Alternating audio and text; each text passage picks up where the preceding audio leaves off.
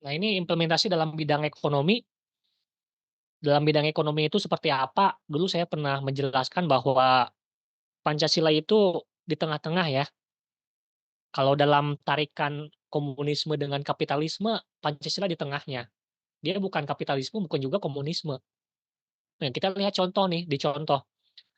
Dalam ekonomi negara kita itu ada diatur tiga hal gitu. Pertama koperasi. Koperasi itu jelas kerakyatan gitu kan. Jelas sosialis dia. Kenapa dia sosialis? Karena kalau Anda pernah masuk koperasi gitu kan, atau pernah belajar tentang koperasi, di koperasi itu kan dia ada keanggotaan gitu.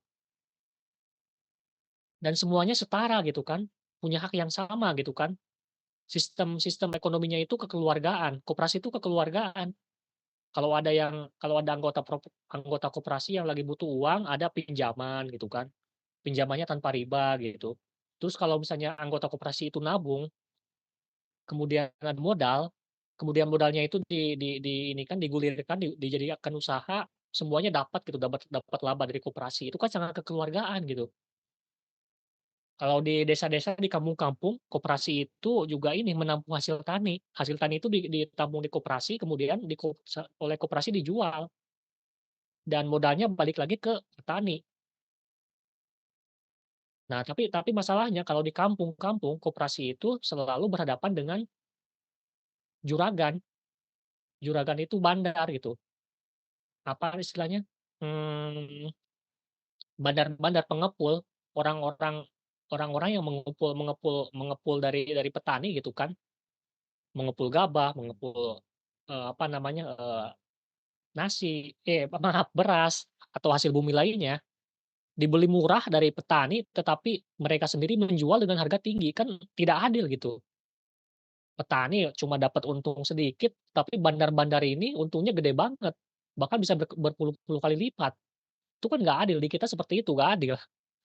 Harga-harga sembako mahal gitu kan, tapi petani tidak menikmati.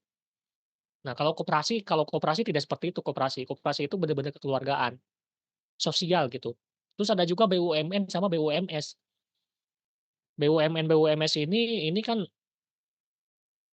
apa namanya, dia dia dia bukan ini, bukan sosialis, dia justru lebih ke individualis ya. Ini kenapa individualis? Karena di sana udah mulai muncul konsep kepemilikan modal dan lain-lain. BUMN juga dia ada kepemilikan modal, tapi kan kepemilikannya negara gitu kan. Meskipun di dalam BUMN juga kan ada unsur sosialnya. Kenapa? Karena kan BUMN itu terutama terutama Pertamina, gas dan lain-lain itu kan ini, mengurusi hal-hal yang jadi hajat hidup orang banyak. Di kita urusan BBM itu nggak diserahkan ke swasta, tapi diurus negara, nggak seperti di Amerika. BUMS juga diatur di kita, BUMS itu ya bisnis-bisnis, yang swasta, mau yang UMKM atau yang konglomerat. Jadi di kita komplit di kita, ada yang individualnya ada, kepemilikan ada, yang sosialnya ada gitu kan. Komplit di kita semuanya ada gitu. Tapi bukan berarti kita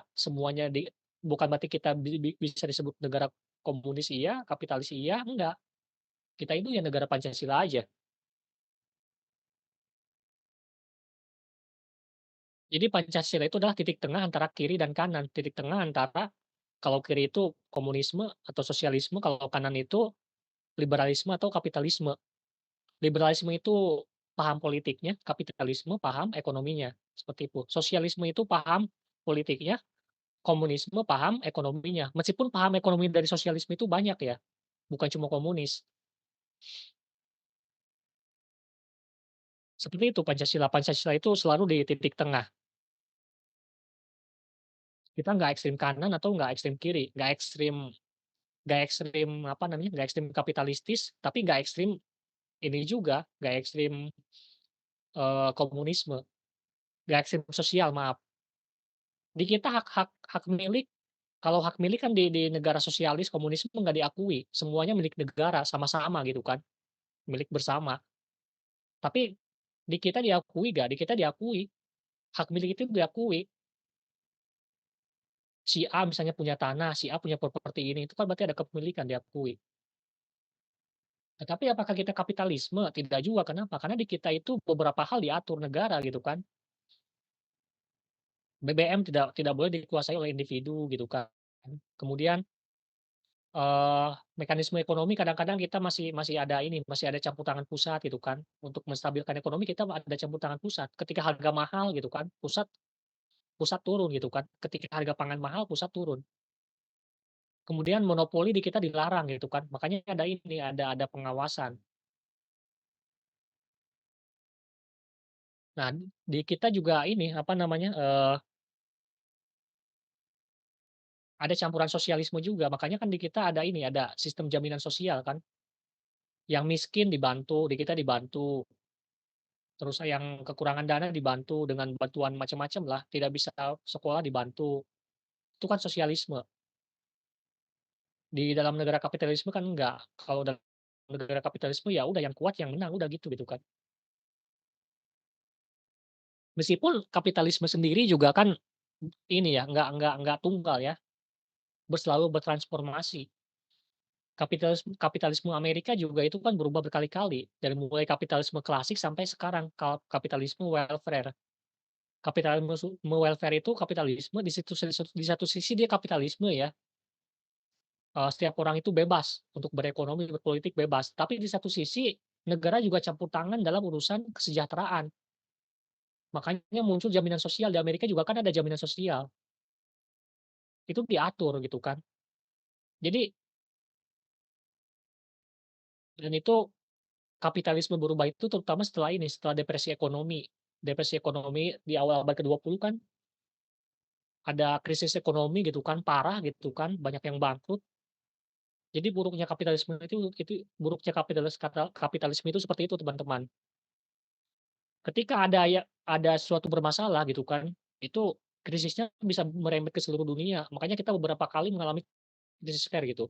Itu buruknya kapitalisme. Makanya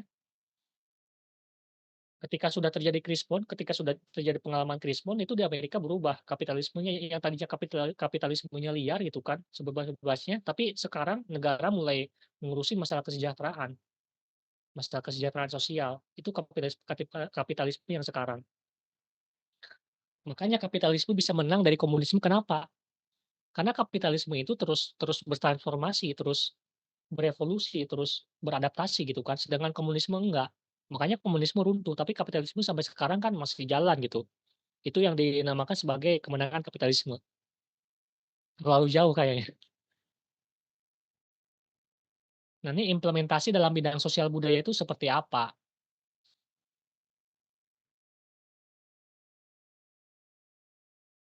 Contohnya ya ini, di kita ada undang-undang pendidikan ya, ada undang-undang kebudayaan gitu kan, terus diatur pendidikan itu harus seperti apa gitu kan, harus ada Pancasila misalnya kan, harus ada agama, pelajaran agama itu wajib gitu kan, itu kan mencerminkan nilai-nilai Pancasila kan.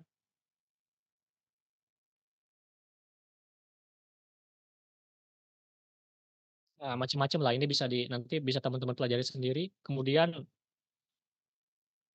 bidang pertahanan dan keamanan, iya ini juga nanti bisa baca-baca sendiri ya. Di kita itu tiap-tiap warga negara wajib, eee, mem ikut serta mempertahankan keamanan negara, tapi tentu beda, kewajibannya berbeda antara keluarga sipil dengan tentara gitu. Kalau tentara mereka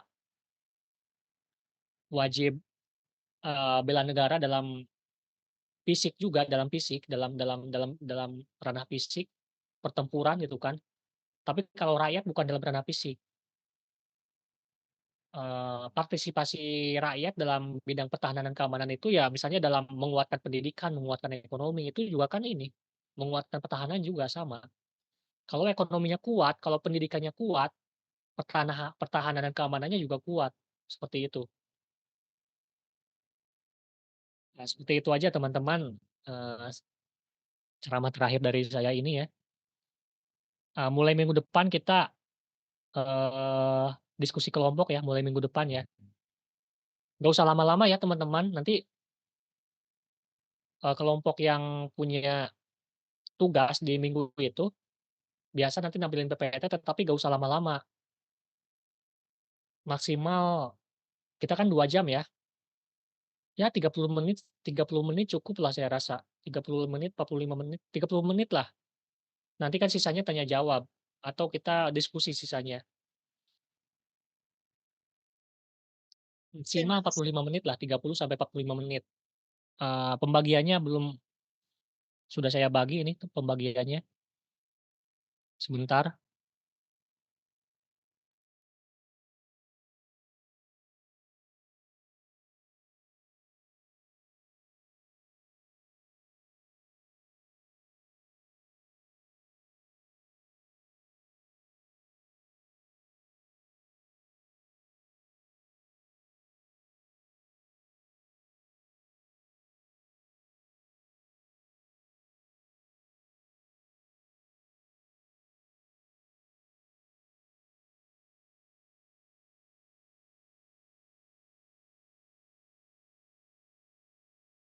Oh iya, kira-kira sebelum kita bahas ini, bahas presentasi kelompok, ada yang ditanyakan nggak teman-teman?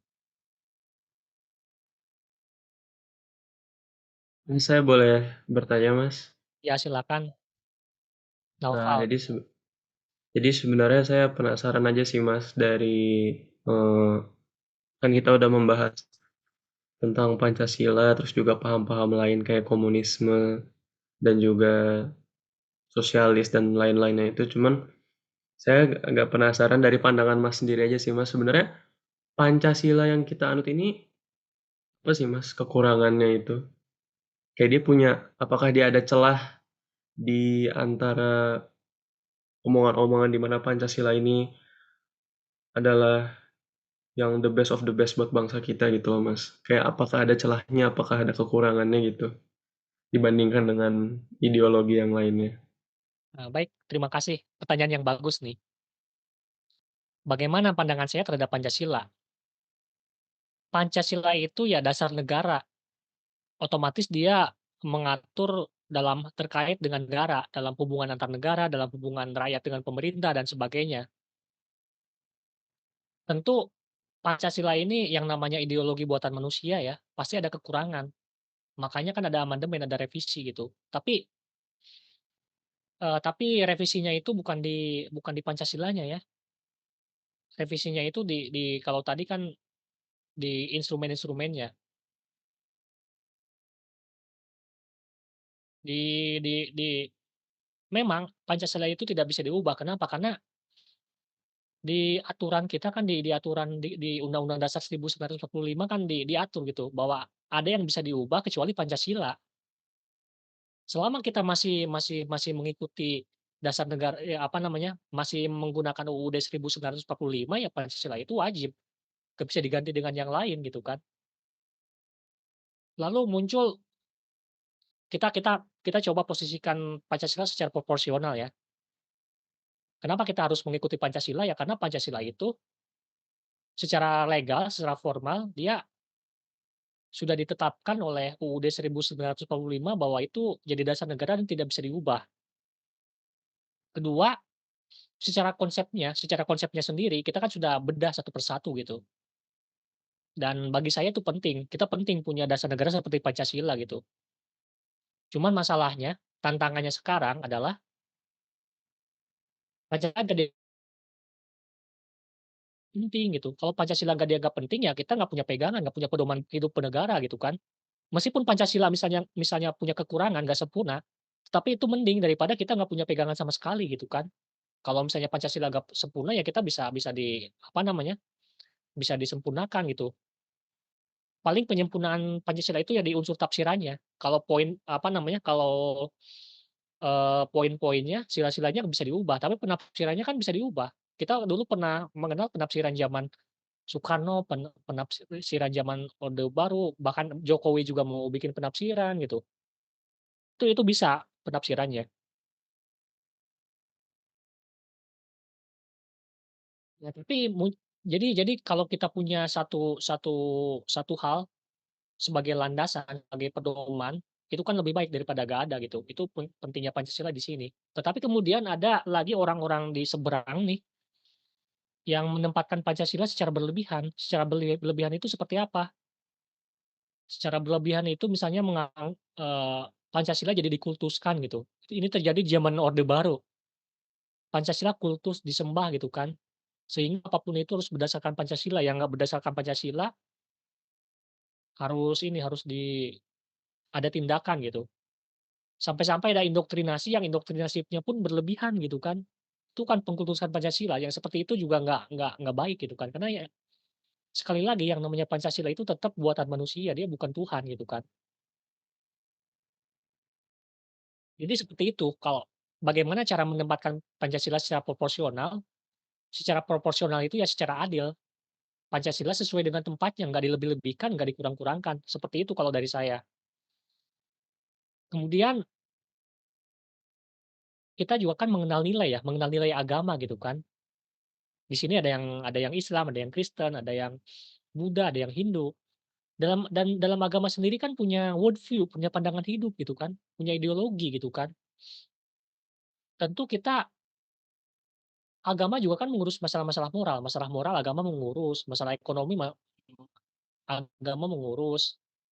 Ini kadang-kadang membuat kita bingung gitu, di antara hidup bernegara sama hidup beragama, posisi kita di mana gitu. Ada yang mempertentangkan gitu, kita nggak usah nggak usah apa namanya, mengikuti Pancasila bid'ah karena itu buatan manusia gitu, kita punya punya agama gitu kan, ya udah kita ikut agama aja. Pancasila itu misalnya musyrik, jadi dipertentangkan gitu. Apakah betul seperti itu? Tentu bagi saya itu nggak betul seperti itu. Kita tetap agama itu tetap penting ya, kita butuh agama untuk panduan moral, panduan segala macam gitu. Agama juga bisa itu, apa namanya, apa namanya, membatasi korupsi, membatasi maling misalnya, membatasi apa, ketidakadilan. Kenapa saya pakai istilah membatasi, karena untuk menghilangkan itu utopia, nggak mungkin gitu. Di negara maju sekalipun pasti korupsi ada, yang namanya maling pasti ada, tapi yang penting kan dibatasi itu.